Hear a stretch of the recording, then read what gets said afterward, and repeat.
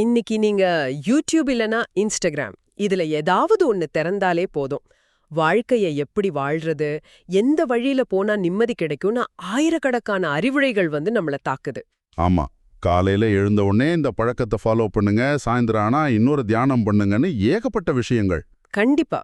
அதாவது தகவல் பெருக்கத்தால ஒரு விதமான பாரடாக்ஸ் ஆஃப் சாய்ஸ். அதாவது அளவுக்கு அதிகமான ஆப்ஷன்ஸ் இருக்கிறதாலேயே எதை தேர்ந்தெடுக்கிறதுன்னு ஒரு பெரிய குழப்பத்துல நாம சிக்கியிருக்கோம். இது ரொம்ப யதார்த்தமான ஒரு பிரச்சனை தான். ஆனா பல 100 வருஷங்களுக்கு முன்னாடியே இந்த ஒட்டுமொத்த சத்தங்களையும் விலக்கிட்டு ஒரு தெளிவான குரல் ஒலிச்சிருக்கு. எக்ஸாக்ட்லி. இவ்வளவு குழப்பங்கள் தேவையில்ல, உண்மையான மிக சரியான பாதைங்கிறது ஒன்னே ஒண்ணுதான்னு ரொம்ப ஆணித்தரமா அந்த குரல் சொல்லுது. அதுதான் இன்னைக்கு நாம ஆழமா அலச போற சோர்ஸ். அதாவது ஞான சரியை 12 டாக்ஸ் அப்படிங்கிற ஆவணத்திலிருந்து எடுக்கப்பட்ட ஒரு ஆழமான பதிவு இது. இது ஏதோ ஒரு பணி தத்துவ பாடல்னு நீங்க நினைச்சிட வேண்டாம். இன்னைக்கு நாம அன்றாடம் சந்திக்கிற மன உளைச்சல்கள், முடிவெடுக்க முடியாத குழப்பங்களுக்கு இதுல விடை இருக்கு. நிச்சயமா. நமக்கான உண்மையான வழிகாட்டுதல் எது அப்படிங்கிற தேடலுக்கு மிக துல்லியமான ஒரு மேப், ஒரு வரைபடத்தை இந்த பாடல் நமக்கு கொடுக்குது. அந்த ஒரே ஒரு நெறி என்ன, நமக்கான ஆற்றலை வழங்குற அந்த விசித்திரமான வள்ளல் யார், அப்புறம் மனித குலத்துக்கு கொடுக்கப்படுற அந்த அன்பான எச்சரிக்கை என்ன, இதையெல்லாம் தான் இன்னைக்கு நாம இந்த ஆழமான அலசல்ல தேட போறோம். இது ரொம்ப இன்ட்ரெஸ்டிங்கான ஒரு தேடலா இருக்க போகுது. சரி, இத விரிவா அலசுவோம். பாடலோட முதல் வரியான திருநெறி ஒன்றே அதுதான் சமரச சன்மார்க்க சிவநெறி அப்படிங்கிற இடத்துல இருந்து ஆரம்பிக்கலாம். இந்த பாடலோட வரிகளுக்குள்ள போறதுக்கு முன்னாடி ஒரு விஷயத்தை நம்ம கவனிக்கணும். ஒரு கருத்தை யார் சொல்றாங்க, எந்த மனநிலையிலிருந்து சொல்றாங்க அப்படிங்கிறது ரொம்ப முக்கியம். ஆமா, பொதுவா தத்துவங்கள்னாலே ஏதோ ஒரு மலையுச்சியில உட்காந்துகிட்டு உலகியல் வாழ்க்கையிலிருந்து சம்பந்தமே இல்லாம யாரோ ஒருத்தர் சொல்ற மாதிரி தான் தோணும். கரெக்ட். ஆனா நாம இன்னைக்கு பார்க்க போற இந்த வரிகள் சாதாரண மனுஷங்களோட தினசரி பாடுகளையும் அவங்க படுற குழப்பங்களையும் ரொம்ப நெருக்கமா பார்த்து எழுதப்பட்டது. அவங்கள அதுல இருந்து எப்படி வெளியே கொண்டு வர்றதுங்கிற அதீத அக்கறையில எழுதப்பட்ட வரிகள் இது.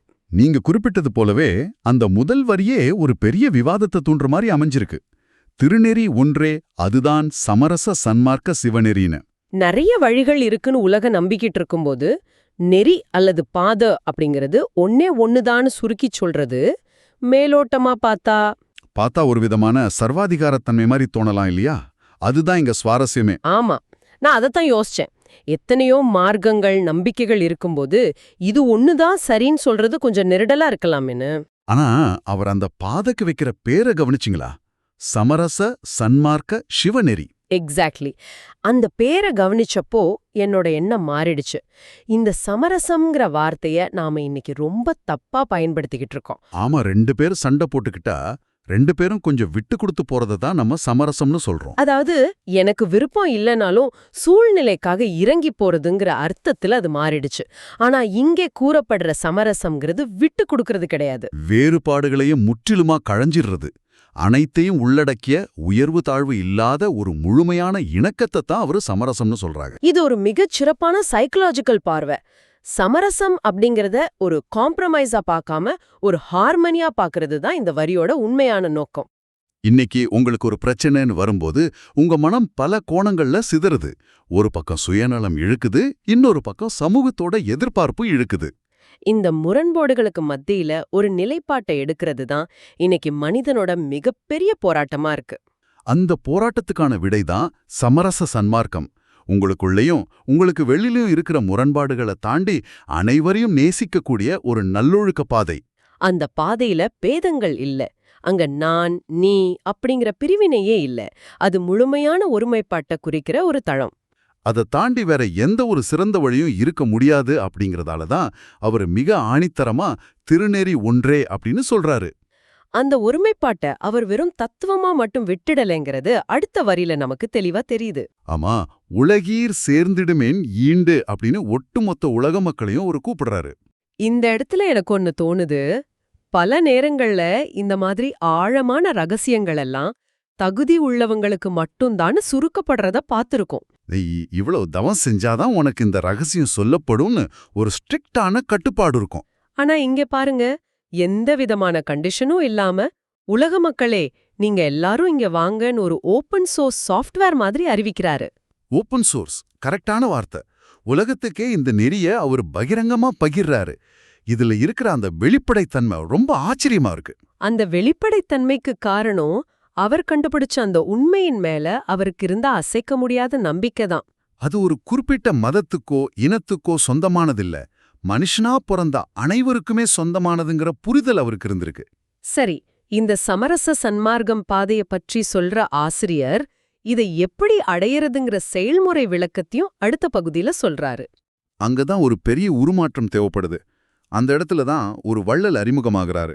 ஆசிரியர் தன்னுடைய சொந்த அனுபவத்தை பகிரும்போது, வருநெறியில் எனை ஆட்கொண்டு அருளமுதம் அளித்து வல்லப சக்திகளெல்லாம் வழங்கிய ஒரு வள்ளல் அப்படின்றாரு.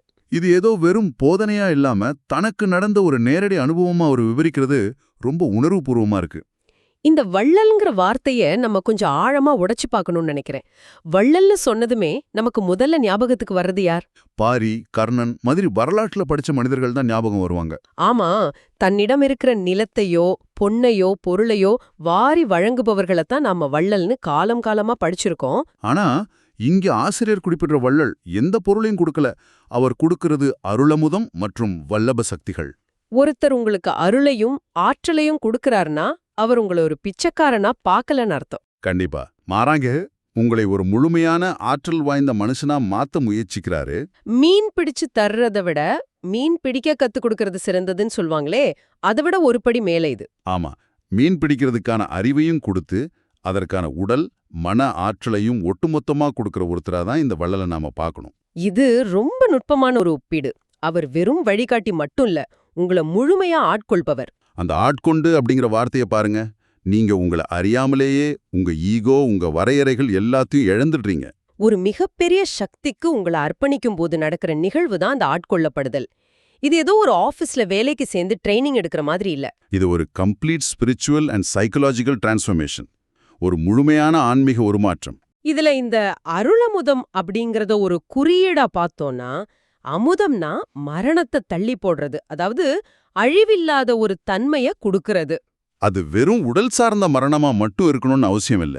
நம்ம அன்றாட வாழ்வில்ல வர்ற ஏமாற்றங்கள், மனச்சோர்வுகள், அந்த மாதிரி சிறு சிறு மரணங்கள்ல இருந்து நமக்கு நிரந்தர விடுதலைய தர்ற ஒரு மைண்ட் செட், ஒரு மனநிலையாகவும் அந்த அருளமுதத்தை நம்ம பார்க்கலாம். அந்த மனநிலை கிடைச்சிடுச்சுன்னா அப்புறம் சோர்வுக்கே இடம் இல்லையே. அதனாலதான் அடுத்து வல்லப சக்திகள் எல்லாம் வழங்கின்னு அவர் சொல்றாரு. எனக்கு இந்த வல்லபங்கிற வார்த்தை ரொம்ப பிடிச்சிருக்கு. வல்லபம்னா அதீத திறமை, எதையும் சாதிக்கிற ஆற்றல். இன்னைக்கு நாம நிறைய மோட்டிவேஷனல் வீடியோஸ் பார்க்கறோம், புத்தகங்கள் படிக்கிறோம். அது எல்லாமே தற்காலிகமா ஒரு புஷ் கொடுக்குது. ஆனா கொஞ்ச நாள் கழிச்சு மறுபடியும் அதே பழைய சோர்வு நிலைக்கு நாம திரும்பிடுறோம். ஏன்னா நமக்கு வழி தெரியுதே தவிர இருக்கிறதுக்கான உள்ளாற்றல், அதாவது அந்த வல்லப சக்தி நம்ம கிட்ட நிரந்தரமா தங்குறதில்ல. ஆனா இங்கே அந்த வள்ளல் பாதைய மட்டும் காட்டாம அந்த பாதையில பயணிச்சு இலக்க அடையறதுக்கான முழுமையான பேட்டரி சார்ஜையும் அவரே கொடுத்துடுறாரு. இது நிஜமாவே ஒரு கம்ப்ளீட் பேக்கேஜ். அந்த ஆற்றல் கிடைச்ச ஒரு மனுஷன் எந்த எல்லையும் தொட முடியும். ஆனா இங்க எனக்கு ஒரு கேள்வி வருது. இப்படிப்பட்ட ஒரு அபாரமான வள்ளல், இவ்வளவு ஆற்றல்களை வாரி வழங்குபவர் எப்ப வருவார்? இது ஏதோ புராணங்கள்ல வர்ற மாதிரி 1000 வருஷங்களுக்கு பிறகு நடக்கிற ஒரு நிகழ்வா, இல்ல செத்ததுக்கு அப்புறம் சொர்க்கத்துல நடப்பதா? அந்த மாதிரி சந்தர்ப்பவாத கேள்விகளுக்கு ஆசிரியர் அடுத்த வரியிலே ஒரு முற்றுப்புள்ளி வச்சிடுறாரு. பெருநெறியில் சித்தாட திருவுளங்கொண்ட அருளி பெருங்கருணை வடிவினோடு வருதருணம் இதுவே. இந்த வரியில உள்ள கால குறியீட்ட நாம ரொம்ப கூர்ந்து கவனிக்கணும். வருதருணம் இதுவே. அந்த வார்த்தைகள்ல இருக்கிற அர்ஜென்சி, அந்த தீவிரம் ரொம்ப முக்கியமானது. இது எதிர்காலத்தை பத்தின ஒரு ஆருடமோ இல்ல கடந்த காலத்தோட ஏக்கமும் கிடையாது. இது இப்போ இந்த நிமிடம்னு நிகழ்காலத்தின் மேல வைக்கப்படுற ஒரு பெரிய வெளிச்சம். இத வாசிக்கிற ஒவ்வொருத்தருக்கும் உனக்கான நேரம் இதுதான், உனக்கான வழிகாட்டுதல் இதோ வந்துடுச்சேன்னு ஒரு விழிப்புணர்வை ஏற்படுத்துறாரு. ஆனா இந்த வரியில எனக்கு ஒரு சின்ன ஆச்சரியம் இருக்கு. அந்த வள்ளல் எப்படி வர்றாருன்னு வர்ணிக்கும்போது பெருங்கருணை வடிவினோடு வர்றாருன்னு சொல்றாரு. இவ்ளோ பெரிய சக்திகளை கொடுக்கறவர் ஒரு பெரிய போர் வீரன் மாதிரியோ இல்ல ரொம்ப ஸ்ட்ரிக்டான ஒரு குரு மாதிரியோ வருவாரு நாம நினைப்போம். ஆனா அவர் ஒரு கருணையின் வடிவமா வர்றாருன்னு சொல்றது அதிகாரத்தை விட அன்புக்கு தான் இங்க மிகப்பெரிய வலிமை இருக்குங்கிறத உணர்த்துது இல்லையா? ரொம்ப சரி. அதிகாரத்தை வச்சு ஒரு மனுஷனை அடக்கலாமே தவிர அவனை முழுமையா உருமாற்ற முடியாது. அதனாலதான் அந்த வழிகாட்டும் சக்தி பெருங்கருணையின் வடிவமா வருது. இங்க நாம கவனிக்க வேண்டிய இன்னொரு வார்த்தை சித்தாட. பெருநெறியில் சித்தாள திருவுளங்கொண்டு வர்றாரு. சித்தாடல்னா என்ன? நம்மள நிறைய பேர் அதை ஏதோ காத்துல பறக்கிறது இல்ல மாயாஜாலம் பண்றதுன்னு குறுக்கி புரிஞ்சு வச்சிருக்கோம். ஆனா சித்தாடல் அப்படிங்கறதோட உண்மையான அர்த்தம் ரொம்ப கஷ்டமான விஷயங்களை கூட எந்த சிரமமும் இல்லாம ஒரு விளையாட்டு மாதிரி ஈஸியா செஞ்சு முடிக்கிற அதீத திறன். இங்கிலீஷ்ல இத ஃப்ளோ ஸ்டேட் இல்லனா சுப்ரீம் மாஸ்டரின்னு சொல்வாங்க. மனுஷங்க தங்களோட அறியாமையால சிக்கி தவிச்சிட்டு இருக்கும்போது அந்த முடிச்சுகளை எல்லாம் ரொம்ப இலகுவா கருணையோட அவிழ்க்க அவர் விரும்பி வர்றாரு. அந்த ஃப்ளோ ஸ்டேட்டுங்கிற ஒப்பீடு ரொம்ப கச்சிதமா இருக்கு. ஒரு பெரிய மியூசிஷியன் ரொம்ப கஷ்டமான ராகத்தை எந்த டென்ஷனும் இல்லாம ரசிச்சு பாடுற மாதிரி. அவர் இந்த மாபெரும் நெறியில அற்புதங்களை செய்ய வர்றாரு. இதை கேட்பதற்கே ரொம்ப நம்பிக்கையா இருக்கு. ஆனா இந்த இடத்துல ஒரு சின்ன முரண்பாட்டை நான் பாக்குறேன். இவ்வளவு கருணையோட வர்ற ஒரு சக்தி இருக்கும்போது நாம ஏன் இன்னும் இத்தனை துன்பங்கள்ல சிக்கியிருக்கோம்? அதற்கான விடயத்தான் பாடலோட கடைசி பகுதியில ஆசிரியர் ஒரு எச்சரிக்கையை முன்வைக்கிறாரு. கருநெறி வீழ்ந்து உழாதீர் கலக்கம் அடையாதீர் அப்படிங்கிற வரிகள் ஒரு பெரிய திருப்புமுனையை ஏற்படுத்துது. அது முரண்பாடு கிடையாது, அதுதான் யதார்த்தம். வழிகாட்டி எவ்ளோ பெரிய ஆற்றலோட வந்தாலும் கருணையோட காத்திருந்தாலும் நாம எந்த பாதையில நடக்கிறோங்கிற சாய்ஸ் நம்மகிட்ட தான் இருக்கு. இங்க ஆசிரியர் கருநெறிங்கிற வார்த்தைய பயன்படுத்துறாரு. கருமை அப்படிங்கிறது இருளை அறியாமைய குறிக்கிறது. சமரச சன்மார்க்கம் எப்படி வெளிச்சமான பாதையோ அதுக்கு நேர் எதிரான பாதை தான் இந்த கருநெறி. சுயநலம், பிரிவினை, வன்மம்னு நம்மள இருட்டுல தள்ளுற அத்தனை பாதைகளுமே கருநெறிகள் தான். இதுல முக்கியமான ஒரு வார்த்தை உழாதீர். உழாதீர்னா திரும்ப திரும்ப ஒரே சேற்றுல விழுந்து புரளுவதுன்னு அர்த்தம். இன்னைக்கு நாம இதத்தான் அதிகமா செஞ்சுக்கிட்டு இருக்கோம். உதாரணமா நம்ம சோஷியல் மீடியாவுல டூம் ஸ்க்ரோலிங் பண்றோம். நமக்கு அது நெகட்டிவ், மனசு சோர்வடைய செய்யும்னு தெரிஞ்சும் திரும்ப திரும்ப அதையே பாத்துக்கிறோம். ஒரு தவறான பழக்கம்னு தெரிஞ்சும் அதிலிருந்து வெளியே வர முடியாம லூப் மாதிரி அதிலேயே சுத்திக்கிட்டு இருக்கோம். இதத்தான் ஆசிரியர் பல 100 வருஷங்களுக்கு முன்னாடியே கருநெறி வீழ்ந்து உழாதீர்னு ரொம்ப துல்லியமா கணிச்சு எச்சரிச்சிருக்காரு. அந்த எச்சரிக்கையை தொடர்ந்து வர்ற கலக்கமடையாதீர் அப்படிங்கிற வார்த்தையும் இன்றைய காலகட்டத்துக்கு ரொம்ப சரியா பொருந்துது. கலக்கம் எதனால வருது? தெளிவு இல்லாததால தான் வருது. பலவிதமான கருநெறிகள் நம்மை சூழ்ந்திருக்கும்போது மனம் இயற்கையாவே கலக்கமடையும். அந்த மனக்கலக்கத்தை தவிர்க்கிறதுக்கு தான் ஆரம்பத்திலேயே திருநெறி ஒன்றேன்னு ஒரு தெளிவான மையப்புள்ளியை அவர் காட்டினார். இந்த முழு பாடல்லையும் என்ன ரொம்ப நெகிழச் செய்த வரி அதோட கடைசி வரிதான். கண்மையினால் கருத்தொருமித்து உண்மை உரைத்தேனே. ஒரு தத்துவ ஆசிரியர் எப்படி தன் மக்கள்கிட்ட பேசணுங்கிறதுக்கு இது ஒரு பெரிய உதாரணம். உண்மைதான். கண்மைங்கிற வார்த்தையை நான் முதல்ல பார்த்தப்போ கண்ணுக்கு தீட்டுற மைன்னு தப்பா நினைச்சிட்டேன். அப்புறம்தான் அதோட ஆழம் புரிஞ்சது. கண்மைனா நெருக்கம், அதீத அன்பு. ஒருத்தர் நம்ம மேல இருக்கிற அக்கறையினால ரொம்ப உரிமையா பேசுறது தான் கண்மைன்னு சொல்றாங்க. நான் ஏதோ பெரிய அறிவாளி உங்களுக்கு ஆர்டர் போடுறேன்னு அவர் இத சொல்லல. உங்க மேல எனக்கு இருக்கிற அளவற்ற அன்பினால என்னோட கருத்தை ஒருமுகப்படுத்தி நான் கண்டுகொண்ட இந்த உண்மையை உங்களுக்கு சொல்றேன்னு பேசுறாரு. ஒரு நண்பன் மாதிரி, ஒரு தாய் மாதிரி அவர் இறங்கி வந்து பேசுறாரு. அந்த ஒரு வரி ஒட்டுமொத்த பாடலையும் ஒரு தத்துவத்திலிருந்து ஒரு அன்பான கடிதமா மாத்திடுது. ரொம்ப சரியான பார்வை அது. ஒரு கருத்தை நீங்க எப்படி சொல்றீங்க அப்படிங்கிறது என்ன சொல்றீங்கங்கிறத விட ரொம்ப முக்கியம். கருத்தொருமித்துன்னு அவர் சொல்றது அவர் எந்த அளவுக்கு தன் மனச குவித்து இந்த செய்திய மனிதகுலத்துக்கு கடத்த விரும்பியிருக்காருன்னு காட்டுது. அவர் சொல்லும் அந்த உண்மை ஏதோ புக்ல படிச்சது கிடையாது, அவர் தன்னுடைய வாழ்வாகவே உணர்ந்த ஒண்ணு. நீங்க இதுவரை கேட்டதெல்லாம் ஒன்னு சேர்த்து பாருங்க. பல வேறுபாடுகளால சிதறி கிடக்கிற மனுஷங்களுக்கு ஒரு மைய புள்ளியா சமரச சன்மார்க்கம் முன்வைக்கப்படுது. அதுல பயணிக்க தடையற்ற ஆற்றலை வழங்குற ஒரு வள்ளலோட பெருங்கருணை நிகழ்காலத்துல வந்துட்டே இருக்கு. அதனால தேவையில்லாம இருண்ட வழிகள்ல போய் மனக்குழப்பம் அடைய வேண்டான்னு அதீத அன்போட ஒரு எச்சரிக்கை விடுக்கப்படுது.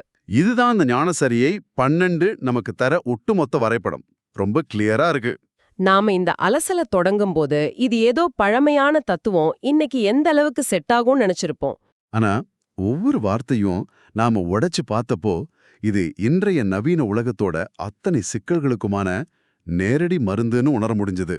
அறியாமை, குழப்பம்ங்கிற கருநெறையில உழற நம்ம ஒவ்வொருத்தருக்கும் சமரசம்ங்கிற அந்த வெளிச்சம் எவ்வளவு அவசியம்னு இந்த பாடல் ஆழமா பதிவு செஞ்சிருக்க. அது மட்டும் இல்லாம மனிதனுக்குள்ள இருக்கிற அந்த தீராத தேடலுக்கு இது ஒரு முற்றுப்புள்ளியாவும் அமையுது. நீங்க எந்த நிலையில இருந்தாலும் ஒரு மாபெரும் கருணை உங்களை அரவணைக்க தயாரா இருக்குங்கிற உறுதிமொழி ஒரு பெரிய சைக்கலாஜிக்கல் சேஃப்டியை நமக்கு கொடுக்குது. நிச்சயமா இது நம்ம நேயர்களோட மனசுலயும் ஒரு பெரிய தாக்கத்தை ஏற்படுத்தியிருக்கோன்னு நம்புறேன். சரி, இந்த ஆழமான தேடலோட இறுதி பகுதிக்கு நம்ம வந்துட்டோம். இந்த அலசல் முழுசும் நம்ம பல விஷயங்களை பேசினோம். ஆனா இத முடிக்கிறதுக்கு முன்னாடி உங்கள நோக்கி உங்களுடைய தனிப்பட்ட சிந்தனைக்காக ஒரு கேள்வியை நாங்க முன்வைக்க விரும்புறோம். கொஞ்சம் அமைதியா ஆழமா யோசிச்சு பாருங்க. உங்களோட தற்போதைய வாழ்க்கையில நீங்க வேலை பார்க்குற இடத்திலேயோ இல்ல உங்க உறவுகளுக்கு மத்தியிலேயோ எந்த பிரச்சனையை தீர்க்க முடியாம ஒரு கருநெறியில நீங்க சிக்கி தவிச்சுக்கிட்டு இருக்கீங்க? இப்போ ஒரு நிமிஷம் கற்பனை செஞ்சு பாருங்க. இந்த பாடல்ல சொல்லப்பட்ட அந்த பெருங்கருணை வடிவம் இன்னைக்கு உங்க வாழ்வுல குறுக்கிடுது. அந்த பிரச்சனையை தீர்ப்பதற்கான அத்தனை வல்லப சக்திகளையும் ஆற்றலையும் உங்க கைகள்ல முழுமையா கொடுத்துடுது. அப்படிப்பட்ட எல்லையில்லா ஆற்றல் உங்க கைகள்ல இருக்கும்போது அந்த சக்தியை பயன்படுத்தி உங்க வாழ்வுல உள்ள முரண்பாடுகளை ஒழிச்சு எப்படி ஒரு உண்மையான சமரசத்தை, அதாவது ஒரு முழுமையான இணக்கத்தை நீங்க உருவாக்குவீங்க? உங்களுக்கான அந்த சமரசம் எப்படி இருக்கும்? இந்த கேள்வியோட இன்றைய நமது இந்த ஆழமான அலசலை நாம நிறைவு செய்வோம். அந்த பெருங்கருணையை உணருங்கள், சமரசத்தை உருவாக்குங்கள்.